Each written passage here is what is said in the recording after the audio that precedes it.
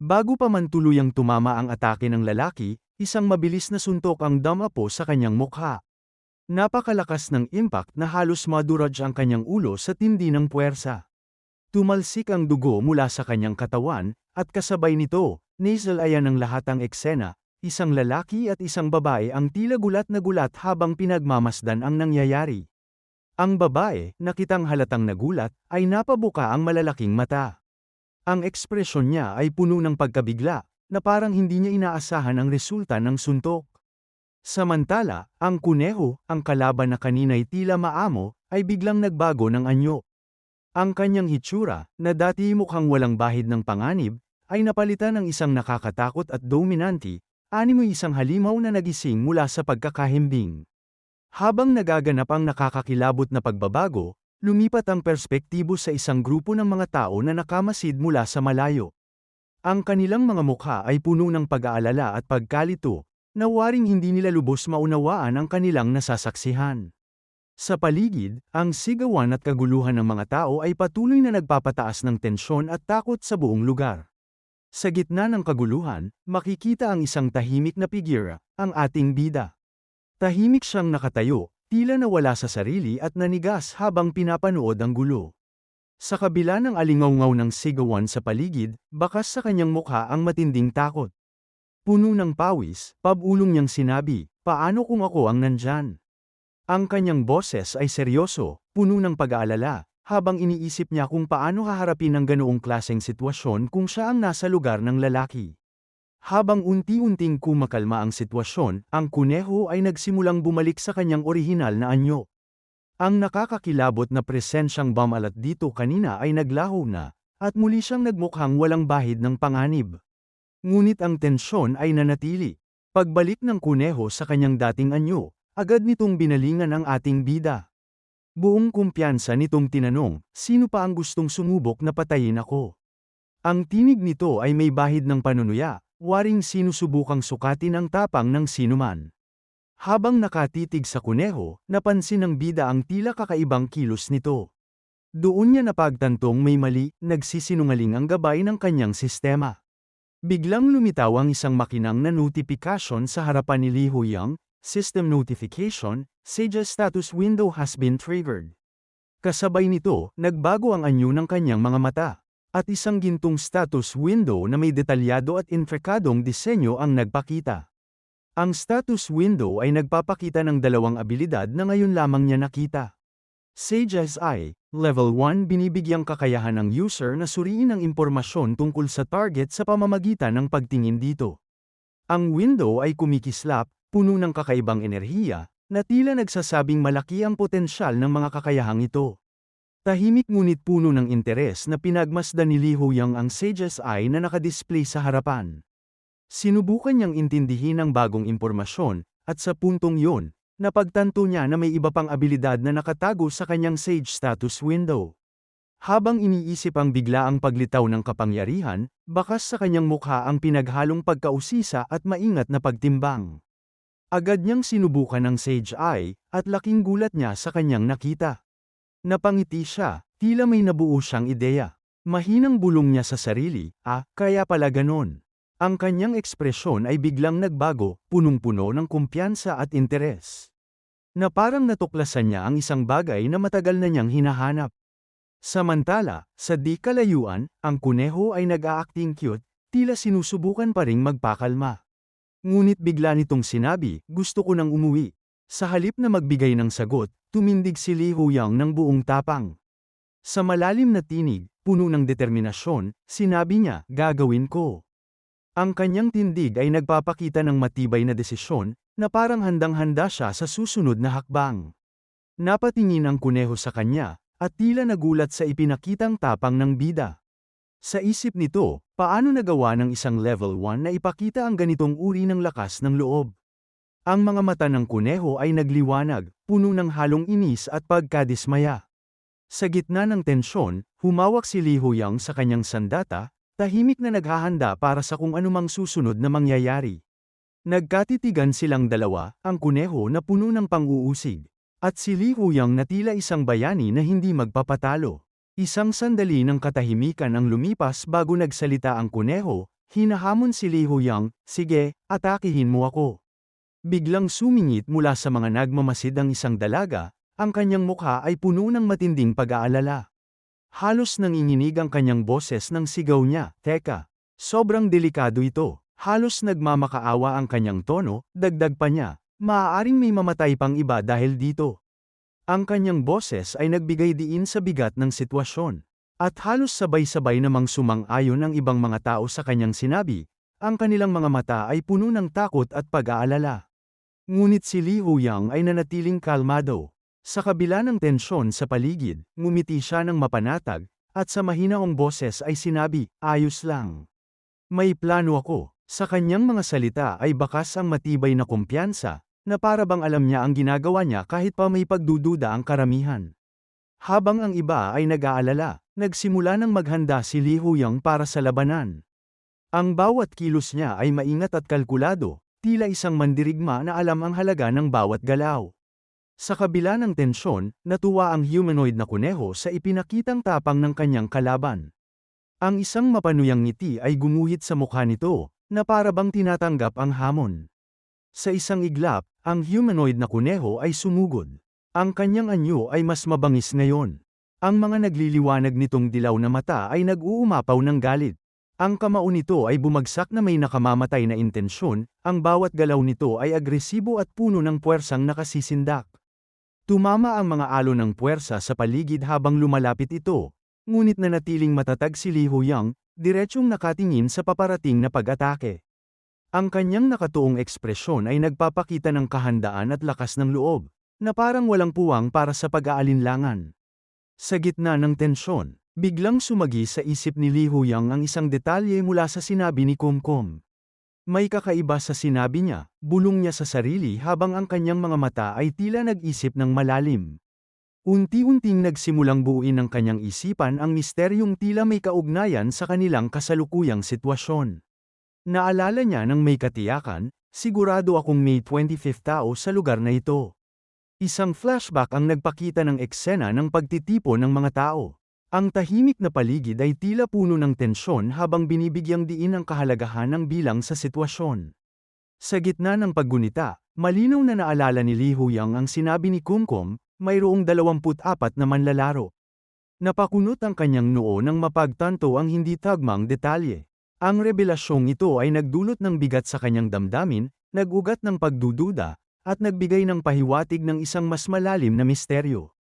Ang mga nagliliwanag nitong mata ay puno ng galit, at ang bangis ng atake nito ay direktang nakatuon sa ulo ni Li Huyang, na tila naglaho sa eksena sa bilis ng mga pangyayari. Ang bilis at lakas ng pag-atake ay nakakapanghilakbot, ngunit si Li Huyang ay nanatiling kalmado. Nakapako ang kanyang tingin sa paparating na salakay, walang bahid ng takot sa kanyang mukha.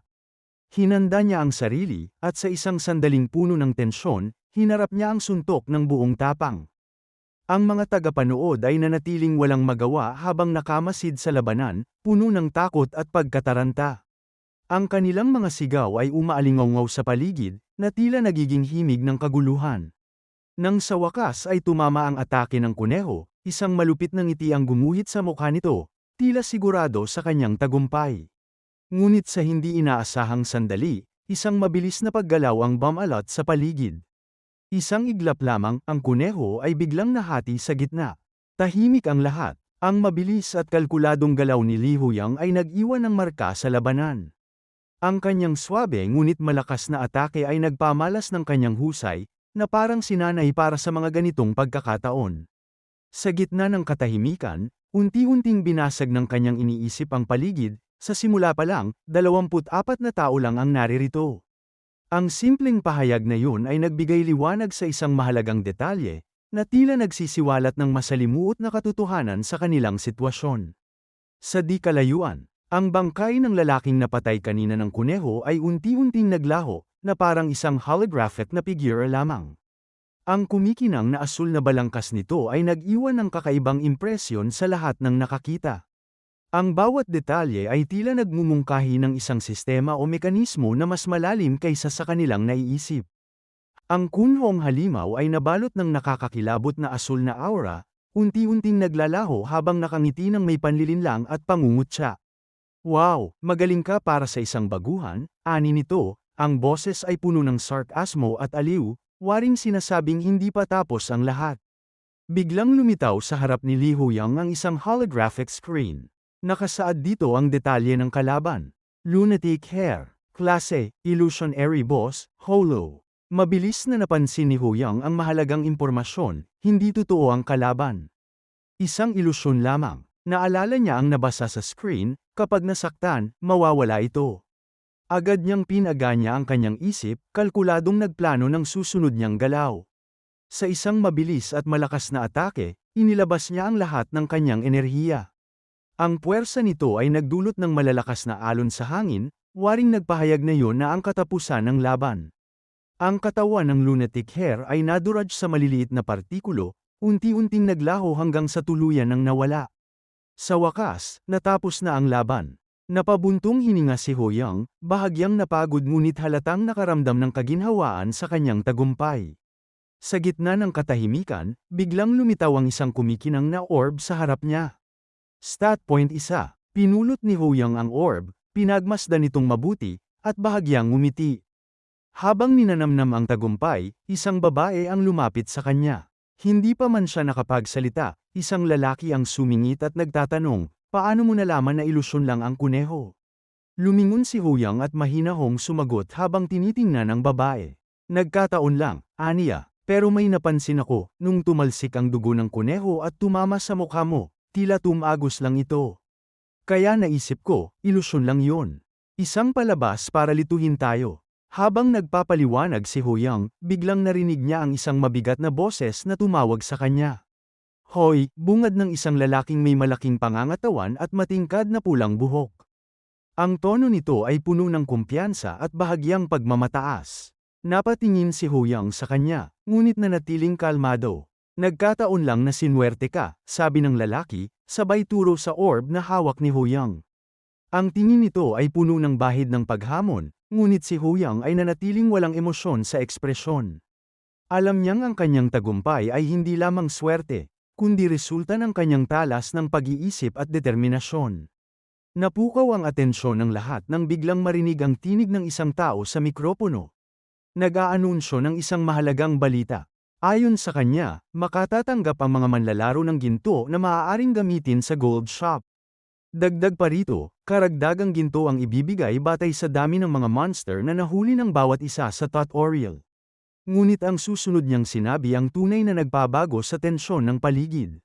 Sa lugar na ito, ang pinakamataas na halaga ng starting gold na nakuha ng isang manlalaro ay 7,400 gold. Nagulantang ang lahat. Ang laki ng halagang yun ay nagdulot ng inggit, paghanga, at pagtataka sa karamihan. Isa sa mga labis na nabahala ay si Kim Seong, na hindi maitago ang galit at pagkabigo nang malaman niyang 1,300 gold lamang ang nakuha niya. Nanlilisik ang kanyang mga mata habang iniisip na sana'y mas maganda ang kanyang naging resulta kung alam lamang niya ang posibilidad na makakuha ng ganoong kalaking ginto. Samantala, si Kim Jun Song ay nakakuha naman ng 1,500 gold. Bagamat hindi ito pinakamalaki, natuwa na siya sa kanyang nakuha. Sa halip na mainggit, humanga pa siya sa manlalarong nagkamit ng 7,400 gold, iniisip kung gaano ito kalakas at karapat-dapat sa ganoong gantimpala. Ngunit ang kasunod na revelasyon ay lingid sa kaalaman ng lahat na ang manlalarong nakakuha ng pinakamataas na halaga ng gold ay walang iba kundi ang ating bida. Subalit, sa kabila ng malaking tagumpay, pinili niyang manahimik. Ayaw niyang ipaalam sa iba na siya ang may hawak ng 7,400 gold. Batid niya ang mga posibleng epekto, ang inggit, galit, at komplikasyong maaaring sumunod. Habang nagkakagulo ang iba, nanatili siyang kalmado at walang imik. Sa isip niya, iniisip ang bawat hakbang na gagawin. Sa mundo kung saan ang bawat kilos ay maaaring magdulot ng panganib, alam niyang ang pagtatago ng yaman ay mas makapangyarihan kaysa sa ipakita ito. Matapos matanggap ang gantimpala mula sa tutorial, agad na binuksan ni Li Huyang ang gold shop upang galugarin ang mga posibilidad. Maingat niyang tinitigan ang mga opsyong nakadisplay sa holographic screen. Malinaw na nakasaad ang benepisyo ng shop, pagpapataas ng antas ng iyong mga kasanayan o pagkuha ng bihirang mga kagamitan. Pinag-aralan niya ang bawat pagpipilian, tinitimbang ang halaga ng bawat isa habang iniaayon sa kanyang mga prioridad. Sa huli, nagdesisyon si Ho Young na gamitin ang malaking bahagi ng kanyang nakuha upang pataasin ang kanyang mga stats. Sa isang iglap, lahat ng kanyang stats ay umabot sa level 20. Bahagyang sumilay ang isang ngiti sa kanyang mukha, isang malinaw na tanda ng kanyang tagumpay. Ito ang simula, naisip niya. Kailangan kong maging mas malakas. Habang abala siya sa kanyang ginagawa, natanong niya mula sa malayo ang isang pamilyar na figura, si Kim Seong, ang kilalang mayabang na manlalaro. Halata ang iritasyon sa mukha nito habang sinusuri ang mga upgrade sa kanyang sariling screen. Napabuntong hininga si Seong at pabulong na sinabi, bakit ang mahal mag-level up? Ang inis nito ay dulot ng kakulangan ng tamang diskarte. Isang bagay na tila natural lamang para kay Ho Young. Sa gitna ng kanyang pagkairita, isang notification ang biglang lumitaw sa harapan ni Seong. Nakasaad dito na ang halaga ng kanyang mga upgrade ay lampas sa kanyang kasalukuyang gold. Lalo itong nagpatindi ng kanyang pagkadismaya. Kitang-kita ang pagkabigo sa kanyang mukha habang napaismad siya, tila pinagsisisihan ang kanyang kawalan ng paghahanda. Samantala, inumpisahan na ni Ho Young ang kanyang upgrade. Biglang bumalat ang isang nakakasilaw na asul na liwanag sa kanyang katawan, isang senyales ng kanyang pagbabagong anyo. Tumunog ang kumpirmasyon mula sa sistema, at lumitaw ang mensaheng, "Upgrade successful." Habang unti-unting naglalaho ang liwanag, nagbago ang kanyang ekspresyon. Tumibay ito, puno ng determinasyon.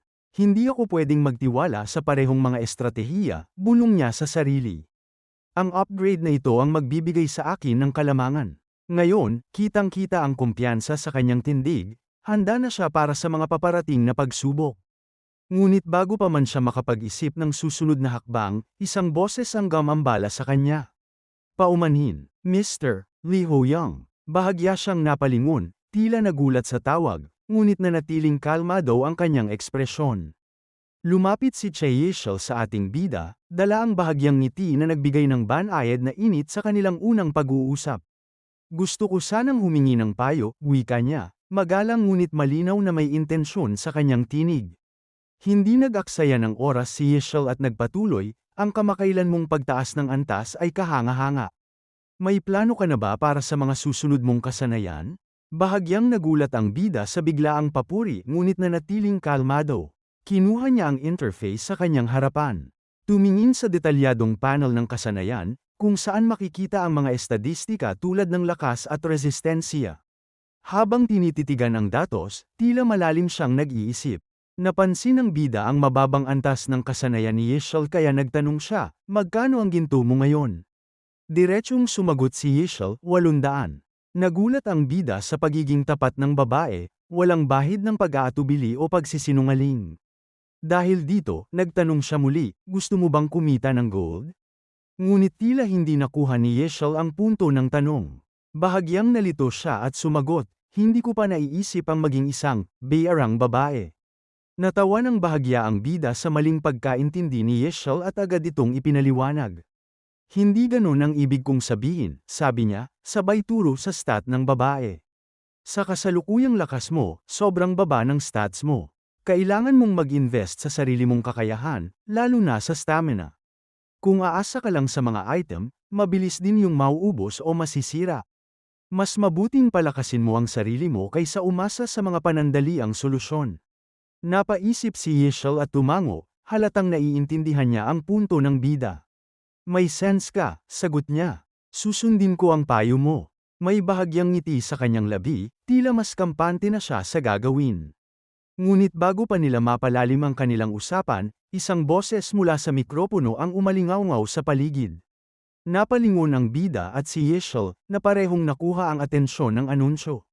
Sa kalmadong tinig, inanunsyo ng tagapagsalita sa mikropono, kailangan ninyong bumuo ng grupo na binubuo ng 3 tao. Ang sinuman na hindi makabuo ng grupo ay ilalagay sa isang random na grupo. Bibigyan ko kayo ng 30 minuto. Napaisip ang bida, mukhang magkakaroon tayo ng grupong misyon. Ngunit binigyan tayo ng isa ng mas maaga kaysa sa inaasahan ko. Habang nagsimula ng kumilos ang lahat, nagsalita si Kim Junsong ng malakas, dahil nakikita natin ang mga antas ng isa't isa. Ano bang klase ng mga tao ang nandito? Sinimulan ng iba ang pagsunod sa mungkahi ni Kim Jun-song, nagsimulang ibunyag ng bawat isa ang kanilang klase at kakayahan. Kasunod nito, nagsimula ang mga tao na lumikha ng mga koponan kasama ang mga manlalaro na gusto nila.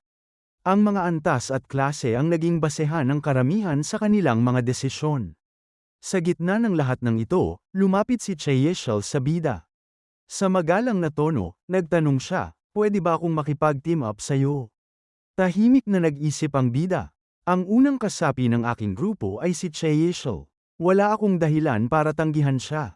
Tumango siya bilang pagsang-ayon, at naging opisyal si Yeol bilang kanyang unang kakampi. Gayunpaman, nang sinubukan ng bida na alukin ang iba pang mga manlalaro para sumali sa kanyang grupo, tinanggihan lamang siya. Ang dahilan, ang kanyang mababang antas. Bagamat walang sinabi ang bida, ramdam ang bigat ng sitwasyon. Sa kanyang isipan, isang bagay ang malinaw, hindi madaling kumbinsihin ang mga tao kapag hindi nila nakikita ang iyong potensyal. Panipi.